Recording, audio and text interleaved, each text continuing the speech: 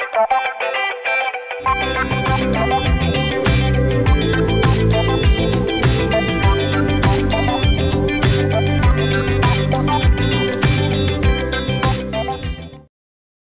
à tous, merci d'être avec nous aujourd'hui. Bienvenue au point de presse hebdomadaire du Centre intégré de services sociaux de l'Abitibi-Témiscamingue du 7 janvier 2021.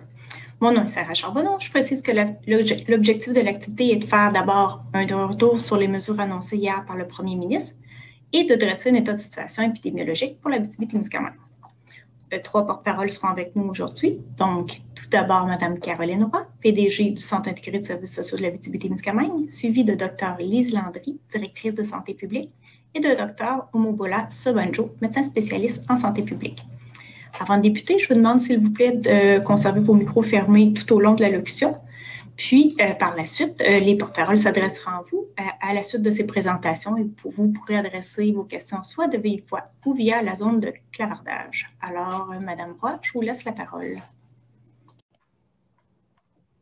Oui, bonjour à tous. C'est encore un plaisir de pouvoir m'adresser à vous, m'adresser à la population aussi directement lors de nos points de presse hebdomadaires du jeudi.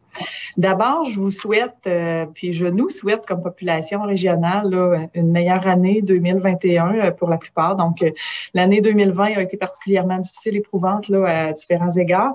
Donc, bonne année 2021 qui s'est amorcée vraiment sous un signe d'espoir là, avec la vaccination en lien avec la COVID-19 qui se poursuit, qui va bien, pour lequel vous aurez d'ailleurs un topo là, quant à l'évolution de cette situation-là à toutes les semaines, mais donc aujourd'hui. Je veux aussi exprimer mes condoléances là, en mon nom, mais au nom aussi de l'ensemble de l'organisation, parce qu'effectivement, on a eu un premier décès associé aux complications de la maladie de la COVID-19 cette semaine. Premier décès depuis cette deuxième vague. On se l'est toujours dit hein, depuis le début de la pandémie là, que vraiment, cette maladie-là, ben oui, c'est très contagieux comme virus. On en a le constat, puis vous allez le voir encore aujourd'hui, c'est vraiment la réalité. Malheureusement, des gens ont des complications de la maladie, parfois même des séquelles temporaires ou permanentes. Puis, ce qu'on veut éviter à tout prix, c'est le décès. Et donc, on a une famille là et les proches qui sont éprouvés particulièrement par le décès de cette première personne-là. Donc, je le répète, là, nos condoléances à la famille. Maintenant, un bref message avant d'aller vers les nouvelles mesures qui sont applicables pour notre région, mais pour le reste du Québec également. C'est en lien avec les cliniques de dépistage. Donc, c'est réellement important de se présenter aux cliniques de dépistage à partir du moment où les gens ont des symptômes qui se développent, qui sont apparentés à la COVID-19. Actuellement, il n'y a pas de transmission du virus de l'influenza, donc de la grippe au Québec, ni dans notre région. Donc, si une personne commence à développer des symptômes qui ressemblent à la grippe, qui a l'air de la grippe, ce n'est certainement pas et sûrement pas la grippe, c'est probablement la COVID-19. Donc, c'est important de bien comprendre ce message-là, puis de vous présenter à nos cliniques de dépistage. D'abord, de contacter le 811, évidemment, qui est toujours la première mesure, de vous isoler, de prendre les mesures sanitaires applicables, puis évidemment là, demander à avoir un dépistage parce que c'est fort probablement la COVID que vous avez. On a présentement une transmission qui est installée, on a des cas partout qui sont dans la région, donc c'est important là, de respecter toutes ces mesures et le plus rapidement possible qu'on ait l'information pour pouvoir faire l'enquête puis retracer les contacts là, et limiter cette transmission. Pour les personnes qui sont asymptomatiques, soyez rassurés. Il y en a qui se présentent dans nos cliniques de dépistage puis qui croient que peut-être ils ont été en contact avec une personne positive ou avec un risque élevé. Si vous avez été en contact à risque avec quelqu'un de positif, la santé publique va vous contacter. Donc, c'est pas nécessaire de vous présenter au cas où dans nos cliniques de dépistage. Là, réellement, on veut prioriser les gens qui ont des symptômes et pour qui on demande un dépistage directement. Maintenant, en lien avec les mesures qui ont été annoncées par le premier ministre hier, donc ce sont des nouvelles mesures qui s'appliquent à l'ensemble du Québec, donc l'Abitibi-Témiscamingue également. Les seules exceptions sont le Nunavik et les territoires CRI de la baie James, donc les 9 communautés CRI là, au nord de la province. Donc, en Abitibi-Témiscamingue, on applique l'entièreté des mesures qui ont été annoncées à compter du 9 janvier et jusqu'au 8 février inclusivement. Pour nous, il y a 2 volets à ces nouvelles mesures, puisqu'effectivement, on passe du même coup au palier d'alerte maximale, c'est-à-dire on devient une zone rouge, comme la majorité du Québec l'était. Donc, palier rouge veut dire aussi d'autres mesures que celles qui ont été annoncées par le premier ministre hier. Puis, on va vous en faire une présentation, un résumé aujourd'hui. Donc, 2 volets. Le palier rouge, ce à quoi s'ajoute également l'ensemble des mesures annoncées par le premier ministre. Donc, en résumé, puisque je n'irai pas dans le détail, vous retrouvez toute l'information sur le site québec.ca coronavirus avec tout le détail requis là, au niveau des différentes mesures. Mais évidemment, on retrouve le couvre-feu qui est de 20 h à 5 h du matin. En palier rouge et par ces nouvelles mesures, plus aucun rassemblement en région n'est permis, autre que de se retrouver avec les gens qui habitent sous la même adresse. Donc, ça veut dire qu'il n'y a pas de rassemblement de 2 personnes, il n'y a pas de rassemblement de 6 personnes, intérieur, extérieur. On n'est toujours qu'avec les gens qui habitent à la même adresse que nous. Une personne seule peut recevoir la visite d'une seule autre personne. Et toujours la même, c'est ce qui est recommandé. Donc, une personne seule ne peut plus se joindre à une bulle familiale, mais elle peut elle-même recevoir la visite d'une seule autre personne. Toutes les activités de loisirs et récréatives, les sports, tout ce qui est intérieur est maintenant interdit.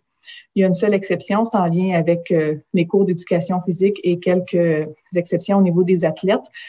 Par contre, là, vraiment, toute activité intérieure, récréative, sportive sont interdites. Les activités de loisirs et de sport extérieurs sont permises, mais sont permises seulement avec les gens qui habitent sous la même adresse. Donc, par exemple, nos clubs de ski de fond, nos clubs de ski alpin et autres, ou les activités comme la glissade, le patinage extérieur, c'est permis avec les personnes qui habitent sous la même adresse seulement. Pour le volet de l'éducation, on aura des précisions qui vont arriver là, vraiment dans les prochains jours, mais vous l'avez bien entendu, le retour en classe pour les élèves du préscolaire, du primaire se fait lundi prochain tel que prévu, avec le port du couvre-visage dans toutes les aires de circulation. Le retour en classe du secondaire se fera seulement le 18 janvier. Et là, avec un retour en classe qui est modifié aussi, puisqu'en palier d'alerte rouge, les élèves du secondaire 3, 4 et 5 se présentent à l'école une journée sur 2. Et là, les différents groupes écoles là, vont communiquer avec les parents, évidemment, pour informer de ce qui s'applique dans leur école. Et le port du masque de procédure est maintenant obligatoire en tout temps, même en classe pour les élèves du secondaire. Pour les commerces, vous l'avez entendu, seulement les commerces essentiels vont demeurer ouverts. Donc, on poursuit les mesures qui étaient dans le temps des fêtes, mais il y a quand même un ajout, c'est la possibilité de pouvoir faire la cueillette à l'auto pour les commerces et qu'ils soient essentiels ou non essentiels. C'est une possibilité maintenant pour les 4 prochaines semaines.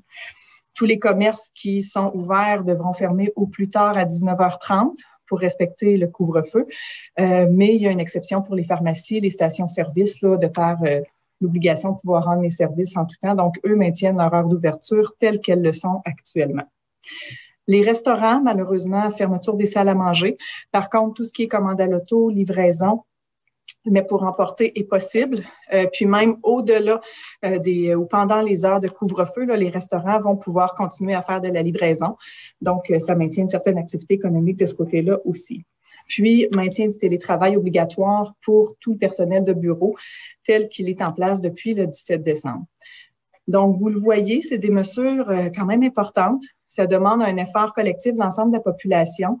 Mais vous allez le voir d'ailleurs là, par la situation épidémiologique qui a évolué aussi en région. C'est des mesures qui sont très cohérentes et nécessaires, même par notre réalité régionale qui actuellement a grandement évolué dans les dernières semaines.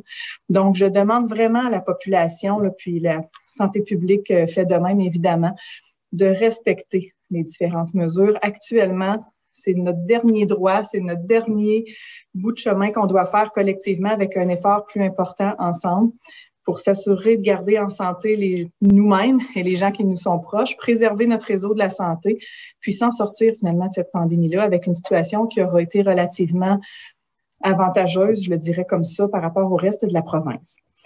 Puis, on le voit bien, là, il y a quand même plusieurs activités économiques qui se maintiennent à travers tout ça, donc ça, on en est bien content. Maintenant, l'impact sur l'offre en santé et services sociaux par rapport à l'application de ces nouvelles mesures-là, je tiens à vous le dire, l'ensemble de nos services demeurent tels qu'ils sont. Donc, on est ouvert en tout temps. Les cliniques médicales GMF maintiennent aussi leur offre de services. Et là, j'invite la population à maintenir la présence à leur rendez-vous, maintenir leur suivi. N'hésitez jamais à venir, même pendant les heures de couvre-feu, à l'urgence, si c'est requis, à vos rendez-vous.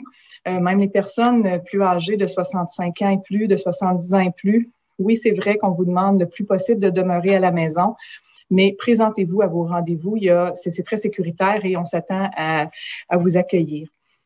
Pour les différents milieux de vie, maintenant, il y a quand même de nouvelles restrictions. c'est un seul proche aidant qui est admis par période de 24 heures dans les différents milieux de vie comme les RTF, donc les ressources de type familial, les ressources intermédiaires, nos CHSLD également, et ça, toute clientèle.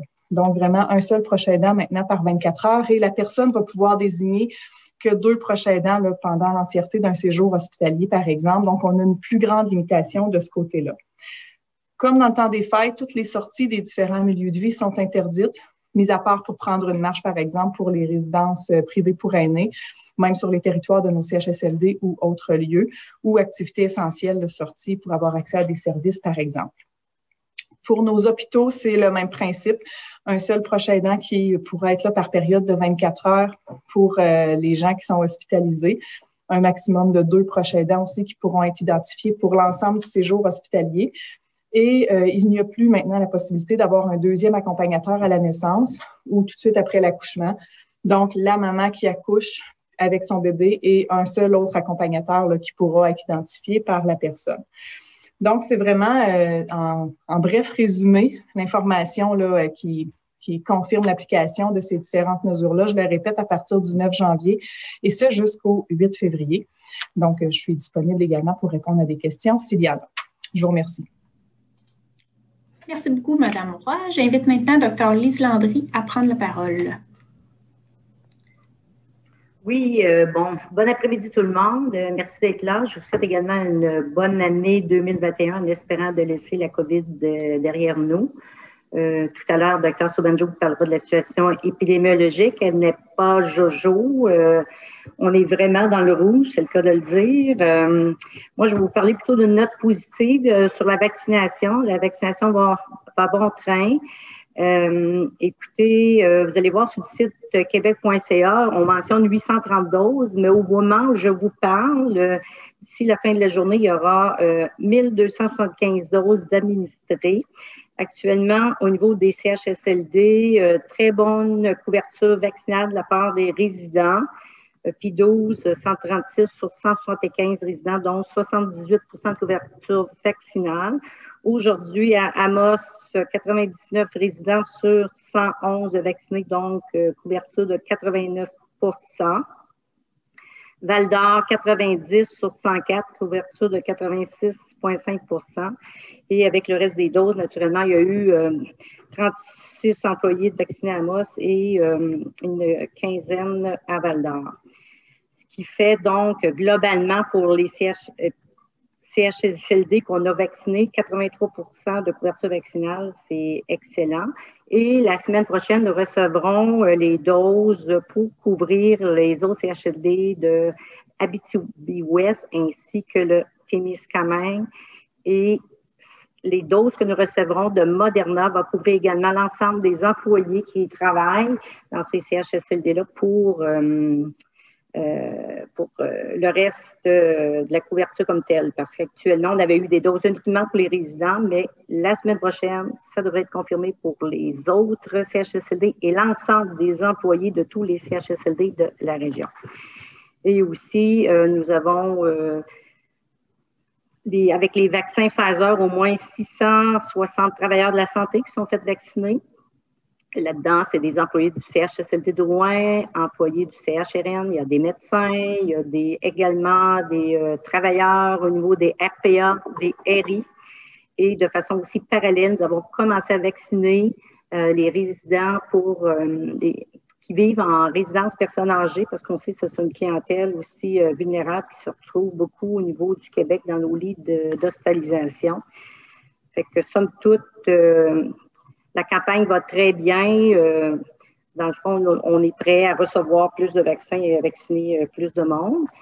Et aussi, en même temps, tel que mentionné sur la page Facebook, on sollicite actuellement des vaccinateurs autres que les professionnels autorisés à se joindre à la campagne de vaccination.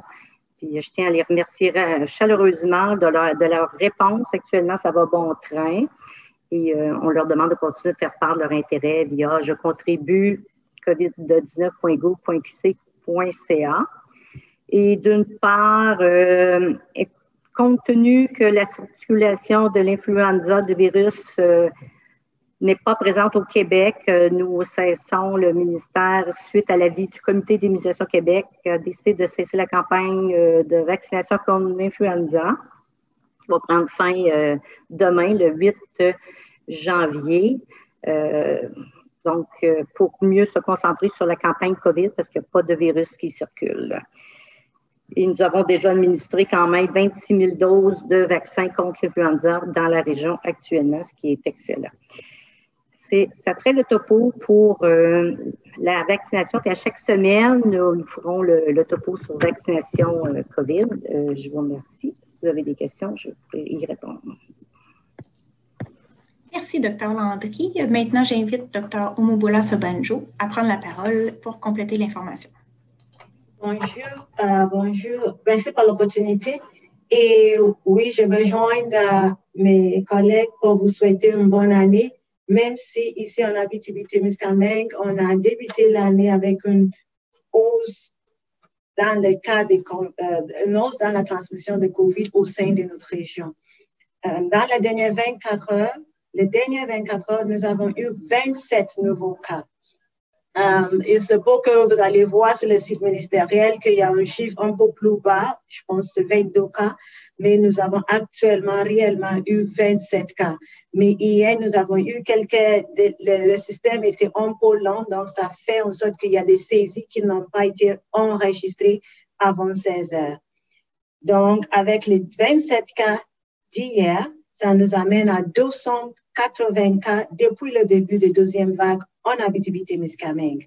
Et je pourrais vous mentionner que la moitié, 55% de nos cas de deuxième vague sont arrivés dans les dernières 3 semaines. Donc, si on regarde, entre le 17 décembre jusqu'à aujourd'hui, nous avons eu 153 nouveaux cas ajoutés, ce qui arrive à plus de moitié des cas de deuxième vague en 3 semaines. Également, nous avons actuellement 117 cas actifs en région. C'est la première fois depuis le début de la pandémie que nous avons autant de cas actifs en région. Nous avons également plus de 400 personnes qui ont été placées en isolement préventif parce qu'ils ont eu un contact à risque modéré avec un cas confirmé. Pour l'instant, nous n'avons qu'une personne hospitalisée, mais je vous rappelle que les hospitalisations arrivent souvent plus tard parce que les personnes qui sont infectées avec la COVID, qui auront des complications de la COVID, souvent ça arrive plus tard dans leur épisode, c'est-à-dire souvent dans la 2e semaine ou après plusieurs jours d'être infectés. On ne le souhaite pas, on ne veut pas avoir des personnes hospitalisées. On aimerait garder 1 ou 0 personne hospitalisée, mais c'est important que d'ici, même avant le 9 janvier, on doit commencer à s'isoler, à respecter les mesures afin de contrôler la transmission dans notre région. Les données que nous avons actuellement sont beaucoup plus importantes que ce qu'on a vécu dans la première vague. Ça fait en sorte que la santé publique travaille très fort. Des fois, les gens attendent nos appels, mais étant donné qu'on a beaucoup plus de cas, c'est un peu plus long à rejoindre tout le monde, mais on a bonifié nos équipes. Le laboratoire aussi travaille à temps plein pour essayer d'augmenter l'analyse et pour pouvoir rendre les résultats plus rapidement. Et également, les cliniques de dépistage, on a bonifié les capacités pour pouvoir répondre et aider à freiner la transmission au sein de notre communauté. D'ailleurs, je pourrais vous confirmer que dans la dernière semaine, nous avons eu 2104 tests de dépistage effectués dans nos laboratoires afin de pouvoir détecter. Et on a eu d'autres résultats qui nous ont été signalés par les laboratoires privés. Donc, il y a beaucoup de tests qui se font et c'est pour ça qu'on trouve nos taux de positivité d'ailleurs qui, avant la période des fêtes, étaient toujours en bas de 1. Et maintenant à 4,9. Donc, il y a une augmentation significative du nombre de résultats de tests qui reviennent positifs. Donc, si on regarde toutes ces indications, on peut confirmer que réellement, on est au palier d'alerte rouge. Ce n'est pas juste les autres régions qui sont au palier d'alerte rouge. l'Abitibi-Témiscamingue, malheureusement, est maintenant au palier d'alerte rouge. Et les mesures qui ont été imposées par le gouvernement vont nous aider à contrôler la transmission actuelle en région. Merci beaucoup. Merci. Merci, Dr. Sobanjo. On est déjà rendu à la période de questions. Une première question de François Munger de Médiaté. Oui, donc en fait, j'ai deux questions rapides. La première... Êtes-vous en mesure de prendre la parole, M. Munger? Ça semble pas vouloir fonctionner. Là, ça fonctionne. On vous entend très bien, merci. Ben, dans un premier temps, bonne année à tous. J'ai deux questions. En fait, la première porte sur le taux d'occupation dans les hôpitaux, les urgences. Le ministre Christian Dubé, hier, qui expliquait que la situation dans laquelle on était en ce moment, elle était critique un peu partout au Québec. J'aimerais savoir quelle est-elle ici, en Abitibi-Témiscamingue. Oui, merci. Puis merci de poser la question. En fait, la situation n'est pas critique telle qu'elle peut l'être dans d'autres régions du Québec actuellement, là, autant dans nos hôpitaux que dans les services d'urgence. On n'est pas non plus dans la situation où on était dans la première vague avec vraiment des taux d'occupation très bas. Je vous dirais qu'on a repris nos taux d'occupation tels qu'on les avait les années antérieures. Là. Puis, vous vous souvenez aussi, on est en situation actuellement de réorganisation de certains de nos services qui apportent une modulation de l'affluence, soit à l'urgence ou dans certains autres services. On a donc des indicateurs très précis qui nous permettent de mesurer ces volumes-là et auxquels on compare par rapport à l'an dernier, par exemple. Puis, je vous confirme qu'on se situe dans les situations comparables à l'an dernier, à la fois pour les taux d'occupation puis pour les services d'urgence. Donc, on a des débordements, on a des usagers qui sont en attente d'hébergement au sein de nos lits. On a parfois des urgences bien occupées, mais pas en situation aussi critique que ce qui se présente actuellement dans les autres régions. Merci beaucoup. J'inviterai maintenant Charles Laferrière à adresser sa question. Oui, Madame Sobanjo, vous avez parlé que les cas continuent d'augmenter. On voit les hausses avec 27 nouveaux cas aujourd'hui. Est-ce qu'aujourd'hui, le CISAT est prêt ou la santé publique est prête à dire que la situation devient presque inquiétante dans la région? Oui, la situation est inquiétante dans la région et je pourrais vous expliquer pourquoi. On a su que, comme je vous ai donné les données des tests, donc, dans la semaine de 24 et 30 décembre, on a eu un peu moins de dépistage. Donc, on a fait quand même 1099 tests, mais il y avait moins les personnes qui avaient des symptômes. Parce que lorsqu'on fait nos enquêtes, on voit que les gens avaient des symptômes, des fois depuis le 25, le 24, le 23 décembre. Mais ils ont participé quand même au rassemblement sans aller se faire dépister. Et c'est ça qui fait en sorte que maintenant, on est dans une situation où la situation est critique et c'est inquiétant pour la santé publique. Également, on a eu des situations où il y a eu des transmissions même lors des activités à l'extérieur. Donc, les gens qui font des activités comme pêche à glace ou des activités à l'extérieur qui ont fait ça de façon rapprochée, sans respect des mesures, on a eu des transmissions même dans ces activités. C'est pour ça que je dis, les mesures qui ont été annoncées vont nous aider à contrôler la situation ici en Abitibi-Témiscamingue. Merci. Annie-Claude Luneau, je vous invite à adresser votre question. Bonjour à tous, bonne année également à tout le monde. Je voulais avoir des détails sur les éclosions. Je sais que, bon, pendant la période des fêtes, vous nous avez bien expliqué que c'était surtout en lien avec les rassemblements. Donc, dans un premier temps, est-ce que vous êtes confiant que le passage en zone rouge et le couvre-feu va permettre d'étouffer l'espèce de flambée qu'on a en ce moment? Puis j'aimerais aussi vous entendre sur les éclosions qu'on a eues jusqu'à maintenant dans les entreprises et les écoles, parce que c'est quand même des secteurs qui vont continuer. Donc, est-ce qu'on doit s'inquiéter de voir des éclosions à nouveau au cours des prochaines semaines? Donc, merci beaucoup pour votre question. Premièrement, il faut clarifier, on n'a jamais eu une éclosion dans une école. On a eu des cas sporadiques, donc une personne qui a eu la COVID, probablement parce qu'elle était contaminée dans sa famille.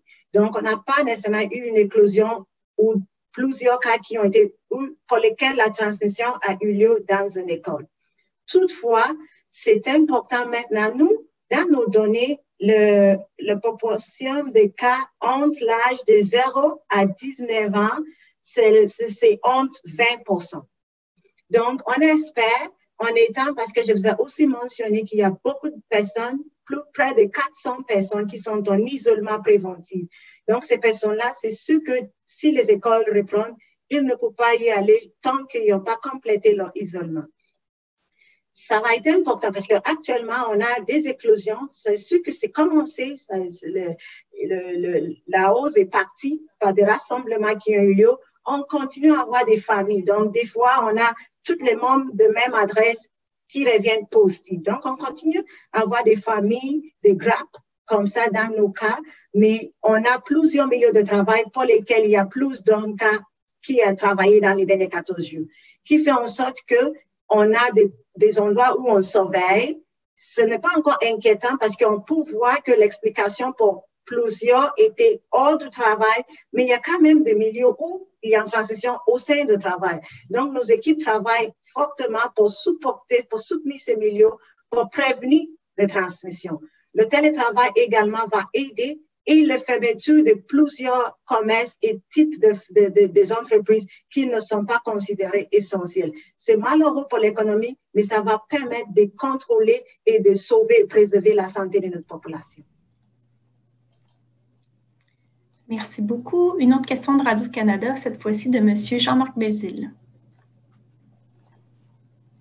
Oui, en fait, bonjour tout le monde.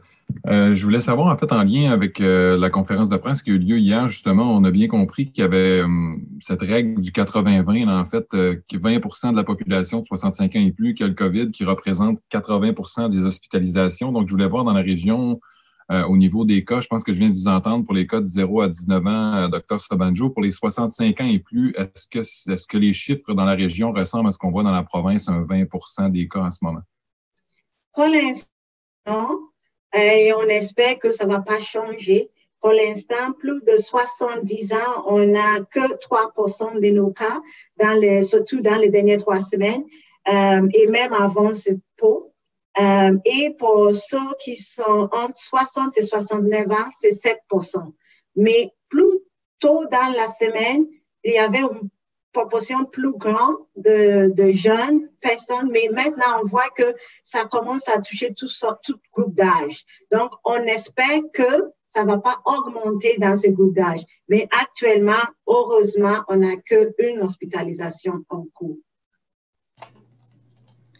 Merci. Il y a Mme Catherine Marcil de RNC Média qui demande si les mesures concernant la zone rouge sont applicables dès maintenant en Abitibi-Témiscamingue. C'est à partir du 9 janvier. Merci. Alors, on serait rendu à une deuxième ronde de questions. Monsieur Munger, est-ce que c'était une nouvelle question que vous avez omis de descendre la main? Question, en fait. J'aimerais juste qu'on puisse faire le portrait de ces nouveaux cas, 27 nouveaux cas en région. Ça ressemble à quoi le portrait régional?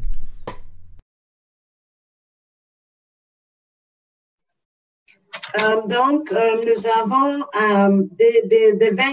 donc pour les 25 cas qu'on a eu hier, nous avons actuellement, lorsqu'on regarde le nombre de cas confirmés par MRC depuis le début des deuxième vague, nous avons 25 dans le MRC de l'Abitibi-Ouest, 25 également dans le MRC de l'Abitibi, 106 dans le MRC de Rouyn-Noranda, 108 dans le MRC de Vallée-de-l'Or et 16 dans le MRC de Témiscamingue. Et le nombre de cas actifs dans chacun de ces territoires, Abitibi-Ouest, nous avons 12 cas actifs, le MRC de l'Abitibi, 8 cas actifs, de l'MRC de Rouyn-Noranda, 61, Vallée-de-l'Or, 26 et Témiscamingue, 10 cas actifs.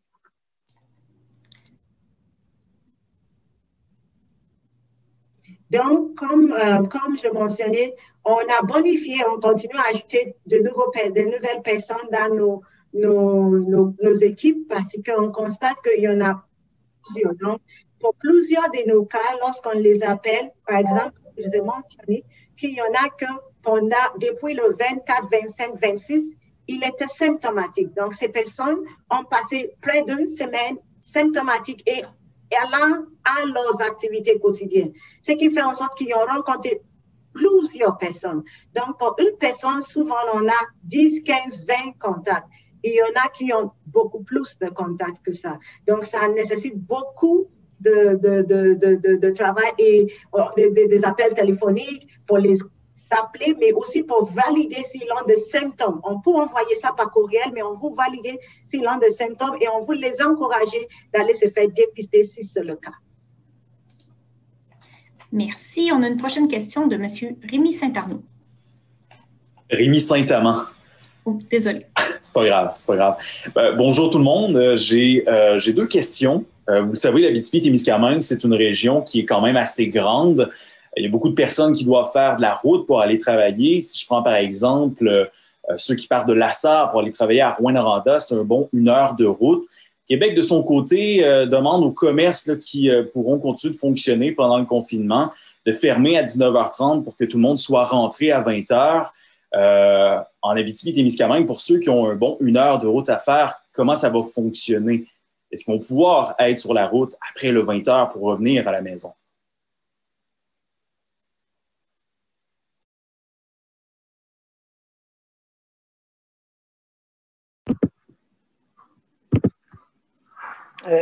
Certainement. Écoutez, c'est prévu au niveau de la sécurité publique. Les gens vont se servir de leur jugement. Puis, je ne suis pas inquiète pour ça, là. OK, donc si quelqu'un est à Rouyn-Noranda, il faut qu'il revienne à Lassar, même s'il est sur la route après 20 heures, il devrait pouvoir revenir normalement. Il serait intercepté, il devrait être capable de démontrer qu'il arrive de son milieu de travail, là. Ça va être au travailleur à démontrer qu'il partait bien de son lieu de travail. OK. Parfait. Ma deuxième question, c'est par rapport aux stations-service. Ça fait partie des commerces, là, comme les pharmacies, par exemple, qui pourront rester ouvertes après 20 heures. Il y a plusieurs propriétaires qui se demandent vraiment comment ça va fonctionner après 20 heures. Est-ce qu'ils doivent vraiment juste barrer l'accès là, à la plupart des produits dans leur station-service? Est-ce que l'essence est la seule chose qui pourra être achetée? Comment ça va fonctionner de ce côté-là?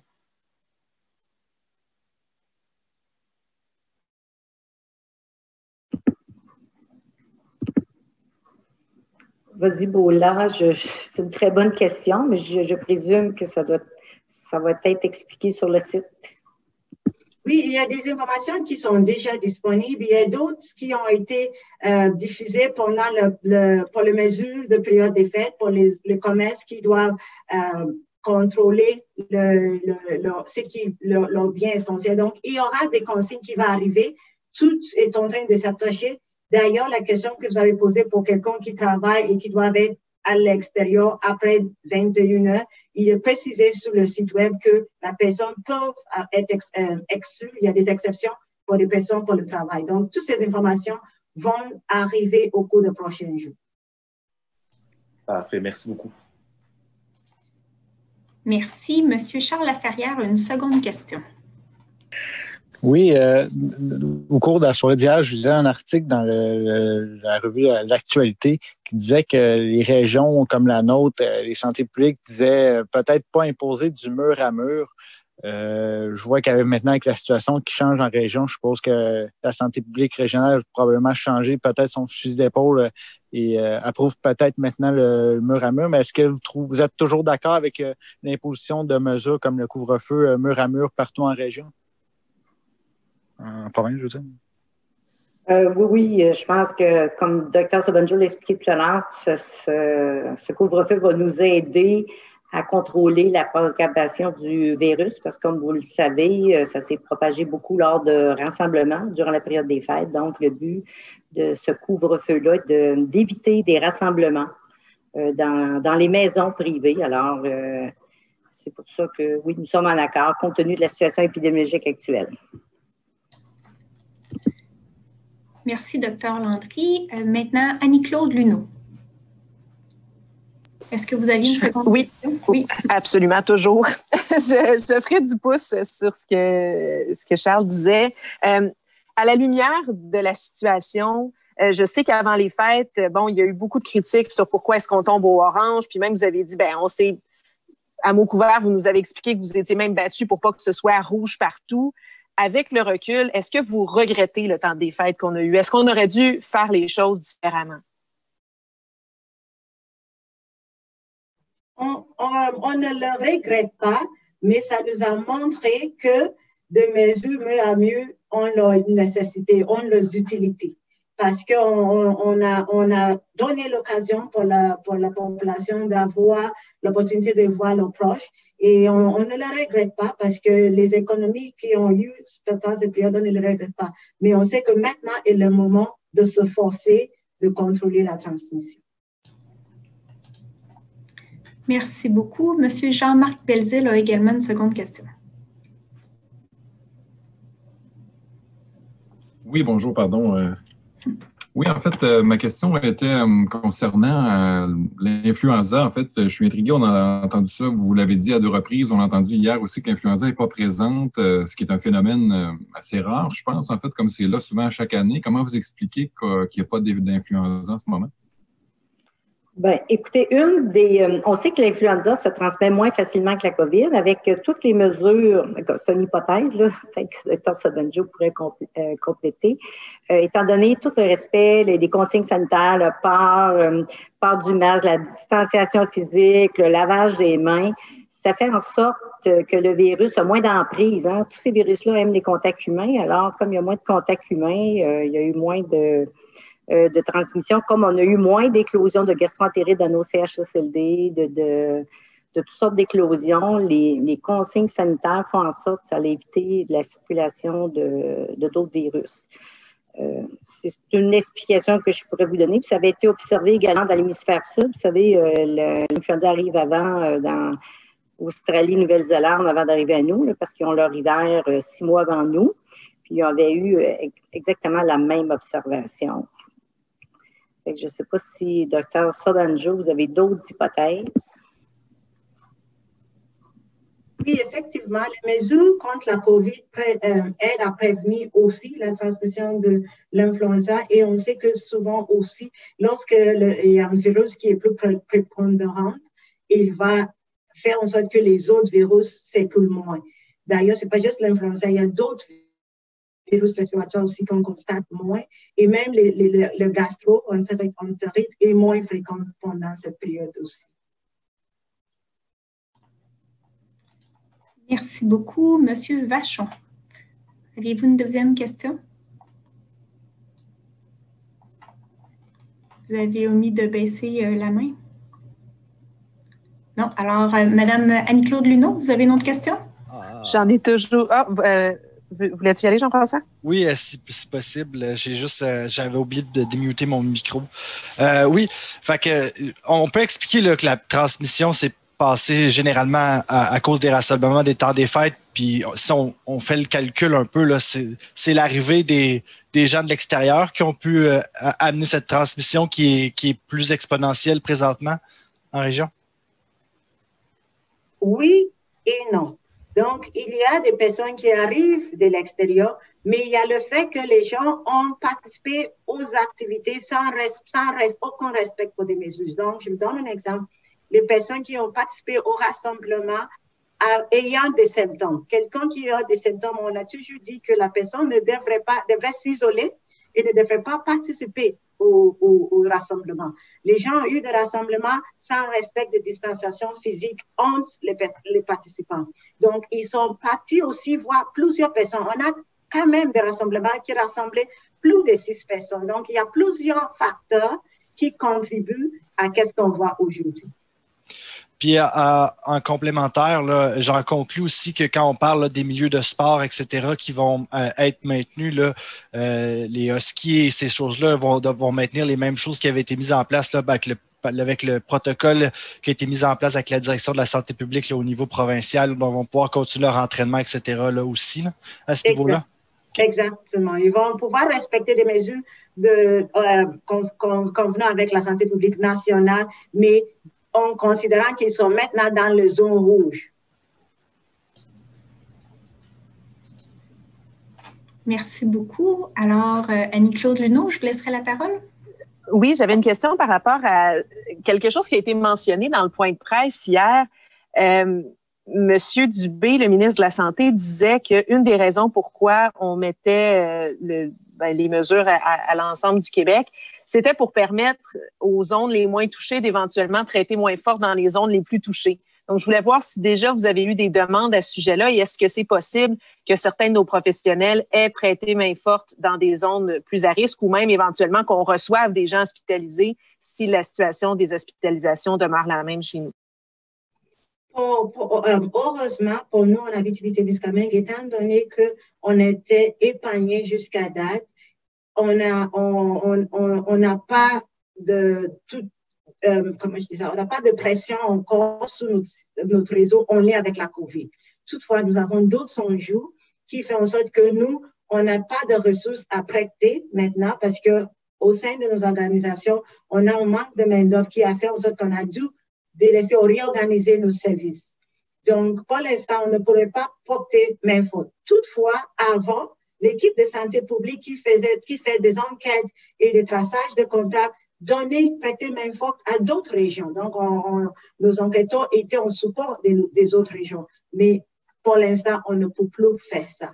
Et on peut penser, parce que heureusement, le mesure arrive au bon moment pour nous avant que ça flambe trop. Donc, ça va nous aider de pouvoir voir une diminution plus rapide que s'il n'y avait pas de mesures plus strictes en place. Merci beaucoup, Monsieur Jean-Marc Belzile. Oui, c'est une question concernant la vaccination. En fait, au départ, il y avait des doses qui étaient conservées pour la deuxième dose des patients parce que les études qui démontraient que le vaccin était efficace à 95%, c'était selon 2 doses qui étaient administrées. Là, maintenant, on donne ces doses-là à tout le monde. On ne les conserve plus. On annonçait qu'on avait retardé un peu la deuxième dose, mais est-ce qu'on va quand même assez rapidement donner cette deuxième dose-là pour s'assurer que les gens, justement, aient les 2 doses nécessaires? Oui, très bonne question, M. Belzile. Effectivement, on nous a dit au national qu'il n'était pas question de ne pas donner la deuxième dose. Elle allait être retardée. Parce qu'au départ, on nous avait demandé de garder la deuxième dose parce qu'on n'était pas sûr de l'approvisionnement de la compagnie Pfizer. Mais là, actuellement, on nous confirme semaine après semaine que nous aurons nos plateaux de 975 doses. Alors, c'est pour cette raison. Puis aussi, il faut comprendre que la campagne de vaccination, étant donné que comme il y a une recrudescence des cas partout au Québec, la décision a été prise, puis c'est dans plusieurs autres provinces également du Canada, dont l'Ontario, la Colombie, je pense l'Alberta également, de pouvoir vacciner rapidement les clientèles vulnérables, ceux qu'on retrouve dans nos milieux hospitaliers, puis ceux qui en décèdent. Donc, les résidences pour personnes âgées, les milieux ressources intermédiaires, ressources type familiales, les travailleurs de la santé, les résidences pour personnes âgées et les communautés isolées. On parle surtout à ce moment-là de régions 17 et 18 et nos communautés autochtones.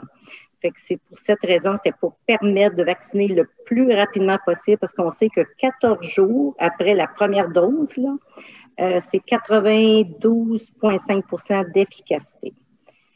Par contre, vous avez raison, les essais ont été faits avec Pfizer et Moderna. Pour Pfizer, 21 jours après, ils donnaient la deuxième dose, puis un mois après, la deuxième dose de Moderna. Mais nous avons eu un avis du Comité d'immunisation Québec qu'on pouvait reporter la dose de quelques semaines sans empêcher l'efficacité du vaccin. Merci. Sans avoir 2 autres questions, une prochaine de Jean-François Vachon. Oui, pour faire du pouce un peu sur la question qu'Annie-Claude a posée tantôt, est-ce que, tu sais, s'il y a une parce qu'on sait que le système de santé à Montréal va pas très bien avec la quantité de gens qu'il y a dans les hôpitaux. Je sais que dans le passé, il y a beaucoup de gens qui vont se faire opérer de Rouen à Montréal ou qui vont obtenir des services à Montréal, mais est-ce qu'on pourrait voir l'inverse arriver à un moment donné où les spécialistes de la Abitibi-Témiscamingue pourraient être mis à profit, où on enverrait des gens qui auraient peut-être besoin d'être soignés de Montréal à Rouyn-Noranda, étant donné ou en région plutôt, là, étant donné que la situation est moins pénible dans certains secteurs et pour prendre en charge des personnes pour éviter de ne pas soigner certaines personnes? Oui, merci, c'est une bonne question. Et la question a été posée à plusieurs reprises, même pendant la première vague. Et la réponse était toujours que ce n'était pas prévu d'envoyer des patients de Montréal en Abitibi. Nous, on peut continuer à supporter des régions comme la région 10 qui sont autour de nous, mais ce n'était pas prévu qu'on va recevoir des patients de régions comme Montréal. Merci. Il semble avoir une dernière question de M. Charles Laferrière. Oui, tantôt, Mme Somanjo, vous avez parlé on passait le cap des 2000 tests effectués. Est-ce qu'on a suffisamment de tests? Est-ce qu'on a atteint un peu la limite? Et sinon, si on ne l'a pas atteinte, est-ce qu'on a encore beaucoup de marge de manœuvre avant de l'atteindre? Est-ce qu'on peut, dans le fond, augmenter la capacité de testage dans la région? Oui, merci, c'est une très bonne question. Oui, on fait beaucoup plus de tests. On peut augmenter la capacité. On a même des appareils qui peuvent faire des tests rapides. Le test rapide ont leur utilité, mais il faut que ce soit bien encadré. On n'est pas encore rendu là. On est capable encore d'absorber le volume dans nos laboratoires. Toutefois, c'est important que les personnes qui passent un test sont des personnes qui ont été en contact avec un cas ou qui ont des symptômes ou pour lesquels une demande de la santé publique a été effectuée. C'est pas le temps d'essayer de dépister toute une équipe qui arrive de quelque part parce qu'on voulait juste nous rassurer. C'est pas le temps de faire ça. C'est le temps de dépister des personnes pour lesquelles la raison est claire et pour laquelle une indication est claire qu'il y aura une intervention par la suite.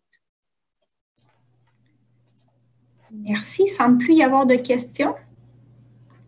Alors, merci encore énormément d'avoir été avec nous aujourd'hui. On se donne un rendez-vous la semaine prochaine. Bonne journée à tous. Merci. Merci beaucoup. Alors Merci, voilà, mesdames, bon messieurs, après-midi. on va, pendant que cette conférence se termine, désolé pour les petits problèmes techniques, je fais ma propre mise en onde ici aujourd'hui. Donc, on va faire le tour parce que la question est revenue beaucoup. Combien de cas par MRC? Ça n'a pas été très clair quand on a posé la question tantôt. J'ai le tableau juste ici à mes côtés, donc vous pouvez le voir, c'est 5 cas qui s'ajoutent dans la MRC d'Abitibi-Ouest, 5 cas dans la MRC d'Abitibi, MRC Vallée-de-l'Or, 2 cas, 5 nouveaux cas au Témiscamingue également et 10 nouveaux cas dans le secteur de Rouyn-Noranda. C'est donc le portrait de ces 27 nouveaux cas qui s'ajoutent au total. Et là, on le voit, le nombre de cas actifs, 117 en ce moment. Donc, on a dépassé le cap des 100 cas actifs dans cette deuxième vague. On a dépassé également, on est rendu à 280 cas total dans cette deuxième vague. Il y a eu malheureusement un décès également plus tôt cette semaine. Et au niveau des hospitalisations, bien, ça se maintient entre 0 et 1 ces temps-ci. On a une personne qui est actuellement hospitalisée en raison de la COVID-19. On a posé la question au début de la conférence, qu'en était-il de l'occupation des hôpitaux, des urgences? La situation qui est beaucoup moins critique en Abitibi-Témiscamingue, on nous l'avoue, qu'ailleurs au Québec. Je vois qu'il y avait beaucoup de questions. Je peux parler plus fort également si on m'entend moins bien. Il y avait beaucoup de questions dans les commentaires. Malheureusement, vous comprendrez qu'on ne peut pas passer 8 heures à poser des questions. On doit laisser ces gens-là aller poursuivre leur journée également.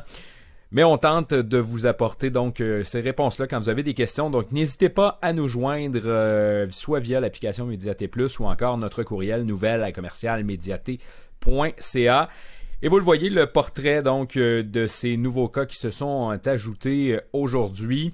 Vous retrouvez, si jamais vous voulez aller voir le graphique, vous le retrouvez également sur le Facebook du Centre intégré de santé et de services sociaux de l'Abitibi-Témiscamingue. Là-dessus, je vous dis à la prochaine.